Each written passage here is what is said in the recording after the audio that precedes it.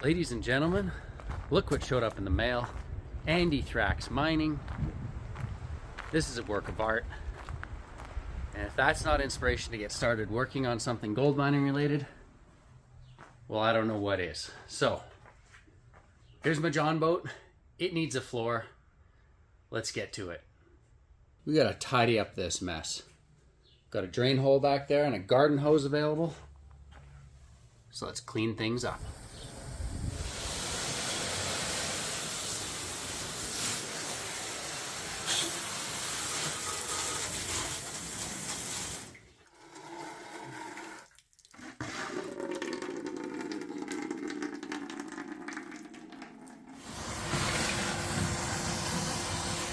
So I rinsed out the bilge. There's a bunch of pine needles in here. Something to keep in mind when I build the floor, maybe prevent all that from getting down into the bilge in the future. Two main options that I'm looking at is just a sheet of plywood, treat it with some, spar varnish or something that'll be good for the elements, or glue a carpet on top of it after that and call it good. So plywood's a little expensive right now, and also I really wouldn't mind having some additional flotation in the boat. There's this dream I have of taking this thing out to the coast, big open water, straight to Georgia, inside passage of Vancouver Island there, and having some flotation in the boat would be a lot of peace of mind. So I was thinking of putting styrofoam down instead of plywood. Now, extruded polystyrene, or XPS foam, it's what you get at a home hardware store, Home Depot, whatever. It does not absorb water, so I won't have that issue. It's that pink or blue styrofoam that you've always seen to insulate your house. You can get a lot cheaper at a concrete supply store. So I went to Unicon Concrete Specialists to buy mine for about half price.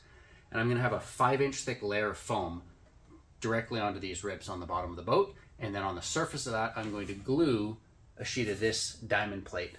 I think it's 0.63 thousandths thick, or 62 thousandths of an inch thick, whatever it is. It's this stuff. So that directly glued to the styrofoam should be a good solid surface to walk on, and add some flotation to the boat while I'm at it. Again, one of many ways to put a floor into a John boat. This is what I'm gonna go with, and yeah, stick around, watch the video, see how it turns out. I'll sort of show you what I'm doing and the end result in this video. So you can decide if that's an option, if you're in a similar situation where you just have an open boat and you're looking to put a floor in there. Slap down a piece of foam. If only it was that easy, and then just throw another piece on. But what I want to do here is, everywhere there's a rib, rather than it just sitting on this rib, I kind of want to expand that area of contact a little bit. So I'm just going to mark each one of these ribs, and then I'm sort of going to cut out a circle of foam so that it can sink down a little bit deeper. Then I think what I'm going to do is just use spray foam in this gap, put it on so that the spray foam's still wet, and just let it squish into place. The only reason I really need to put that spray foam there too is not all these ribs are perfectly straight. Like, the original boat was a little bit wobbly, so I don't have like a perfectly flat surface that I can just glue straight onto. So if there's like a 1/4 inch gap somewhere and tight somewhere else, then that wet spray foam will just get squished in and fill all those gaps and make sure that this is in good contact with the bottom of the boat everywhere. This router bit is kind of like the right size and shape I'm looking for. Again, just to get a rough fit to distribute that surface area. Problem is it's got this bearing on the bottom. This might be metric. Nope. No, that works. Okay, so we're left with that. I wonder if this will, if I can just like push that through the foam. Not ideal. Well, she ain't pretty. She's gonna be messy, but I think that is the exact thing that I need. Okay, so based on measuring the middle of the router to the edge of the table, I know that I need exactly 1 3/4 inches off of that line. So I'll set this exactly where I need it.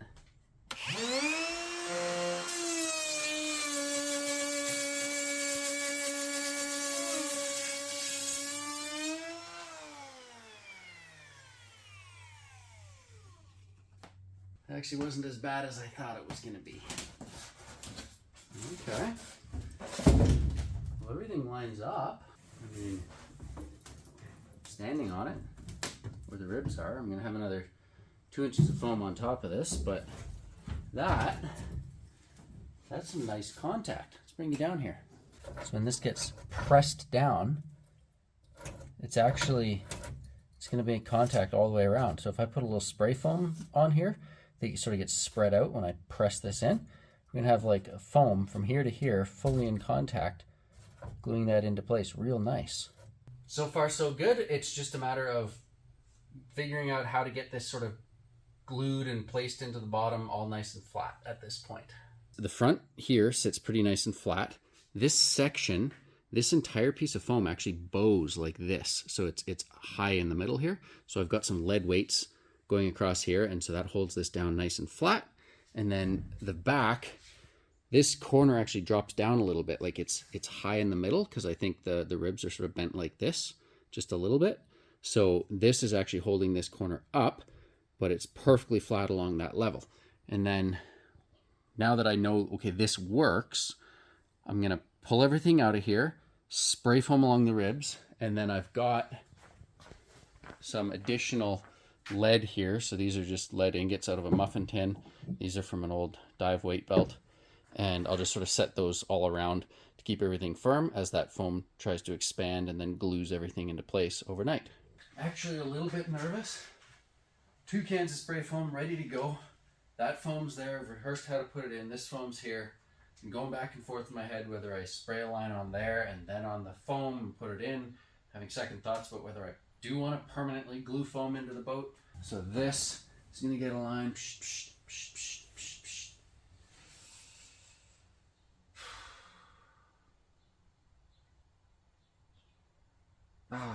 What do I do first? No, I'm doing both. Doing both. We can do both. All right, here goes. Moment of truth, boys. All right. Oh, man. Come on, baby. We got this. We got this. It's all gonna be okay. In she goes. All right.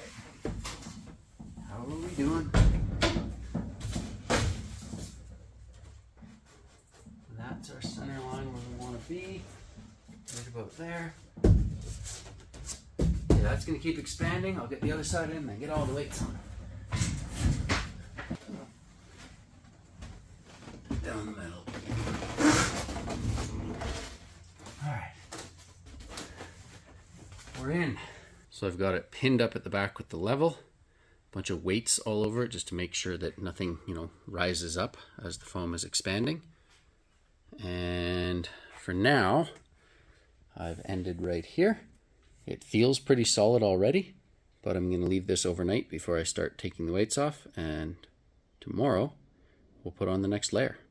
There's a lot of trimming involved in getting this piece to fit nice and tight like that, but that will sort of keep a bunch of debris from going down into the bilge. I'm going to glue this into place, put a bunch of weights on top of it, and let that dry with the weight on it while I move on to the next piece. I'm going to glue this piece of foam to that piece of foam. Pretty basic, but there's a few details. First, I'm going to mark where the edge of my glue is so that I don't get glue going between pieces, so that this glue doesn't start drying before I put the next piece on. This is a polyurethane glue. So there's a couple different brands. This is Original Gorilla Glue. And a polyurethane glue is not going to melt this foam, and it dries with water, not with air.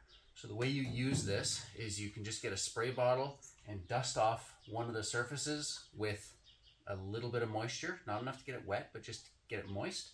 And then when you glue the two together, it actually hardens between the foam. If you use a type of glue that requires air to dry, it'll just never dry. PL Premium would work. It's really good stuff, but again, it's a little bit thicker, and this stuff goes on nice and liquidy, so I can get the two pieces of foam to squeeze right tight to each other with a lot of surface area. So it's a little better structural solution, arguably. The way you want to put this on when you pour it down, it's not just random. You want to make sure that you do it sort of in lines, not in a bunch of circles, so that when you press the two layers together, the air has a a place to squeeze out. It's just a mist.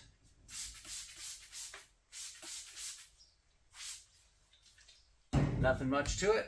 You can see it's not wet, but there's just a little bit of moisture if you touch it. This is how I've done the glue. So I'm letting all the glue squeeze out the front. Putting her together. So you can get some weight on it. I'm going to put some lead down on this. If we want to see what it looks like, you can see it sort of spreads out a little bit.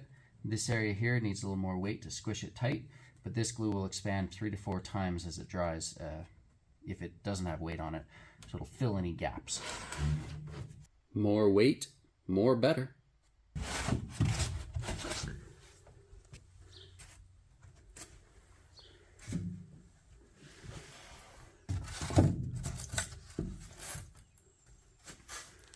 This is for the front. What I did is I drew a line down here and a line down here where I needed this to be, and I used a hacksaw just to cut that. So you kind of get it lined up with each line and just, you know, tilt the saw along the way as you go. This was done with a router, and where this is going to go is right up there at the front. I have it angled up because that's sort of, you know, the front angle of the boat. And then where that rib is, I've got this piece. Once this piece gets put in place, same thing with some spray foam to fill any gaps so it sits nice and tight. Put some weights on it. This should be perfectly flat coming forwards from this. Then when the top layer goes on, it'll have something solid to sit on, and I don't have to worry about stepping on this and having it bend or break the foam. I've got weights on top and some shims underneath just to make sure everything's perfectly level, while that foam sort of fills the gaps and makes a perfectly flat base layer. All right, this seriously feels good. That pig flat bottom, just walking along it. Oh, I'm loving this so far, just loving it.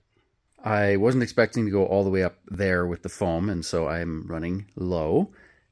I've cut the last piece, the remnants, so what was over where that fuel tank is, I cut that piece out in order to fit this here. This guy, I can fit it in. Oh, there we go. And of course, this guy here, just like a puzzle piece, in like that. Oh, that's a beautiful thing. So, gonna glue this in, and then it's time to actually put the metal sheet on, and I will have what actually resembles a floor in my boat. So the sheet's in, and that's where it's going to sit. It's just not glued yet. So I have to figure out how the heck to actually get the glue in and then wrestle it in. Get it down like that. I step out. I just took everything I have that's heavy, and I kind of just don't want it to like bubble up or, you know, under your foot feel weird. I want that glue to be spread nice and thin and even everywhere so that when you're standing on it, it feels like a solid floor. Will it work? Guess we have to wait and find out. But I got it in there. That's all I can ask for. Especially around the edges here, like right, you know, at the seam, I kind of wanted to put some nice weight along there. On this side, just while I have the opportunity, I'm about to tack weld this thing in, and then using a combination of riveting and welding, I'm going to build a little bit of a storage box along this side. So I'll have 3 compartments, a front, a medium, and a rear. And then for the very final compartment, I'm just going to aluminum over that little bit of foam there, and that's just where the cooler sits. This is where I sit when I'm driving. What's kind of cool is eventually I want to bring this all the way back to the outside hull and then put a strip like this with a slight gap underneath so water can come back out, and then I have sort of a raised shelf here. But until I actually get around to doing that, which might be a winter project, I can just leave this as it is, and you can, you know, toss some stuff back here for storage, and everything in the boat sort of stays separated. So it'll work temporarily so I can get out on the water, and it's exactly what I need later to build my proper elevated shelving here. Rivet gun comes on and it just pulls the little pin. until it snaps it. Essentially what you get here is that.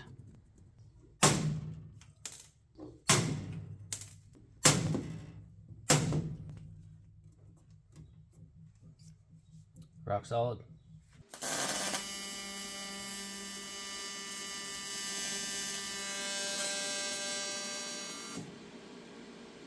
It's together, at least. Takes practice to do like vertical welds versus horizontal welds, and I'm welding, I think it's 50 thousandths of an inch thick, which is roughly, it's a little less, I believe, than a 16th of an inch. So it's just tricky, and I need more practice, but I got it stitched together. So this is the final strip. I've got a factory edge on the diamond plate, and then this is just an extra sheet. So I've basically laid this down and scribed it with a permanent marker.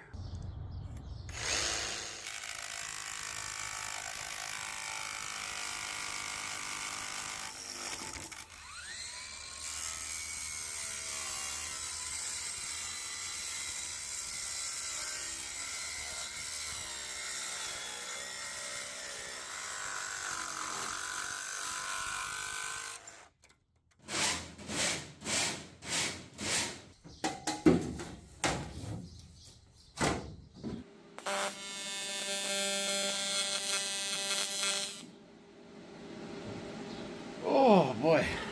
Final step is I've just got a little piece of foam at the front edge here that I'd like to cover up. I'm going to load this up full of glue that will nicely expand and lock this into place for me. There we go, full contact all along. That's excellent. All right, everybody, coming to the end of the video. So how'd we do? The floor is in, the foam is in. There's about 1,000 pounds of flotation foam made out of extruded polystyrene, so it does not absorb water. Won't have to worry about that. And then I just glued a thin sheet of aluminum diamond plate on top. I was concerned it might feel a little soft under my feet, but it feels rock solid. It's just awesome. Like, this floor is going to be amazing for getting out camping on the boat, mining in the boat, everything like that. I'm still waiting for the little side strips that I glued in to dry, so I've got a bunch of weights on those, and I'll peel those up when I get home from work, because in about an hour I've got to take my Uber to the airport and fly up north for 2 weeks. Now, while I'm gone, there's a lot of rain predicted. We're going to see, I think, 100 millimeters of rain in the Calgary area, so that'll be raising the Bow River up quite significantly.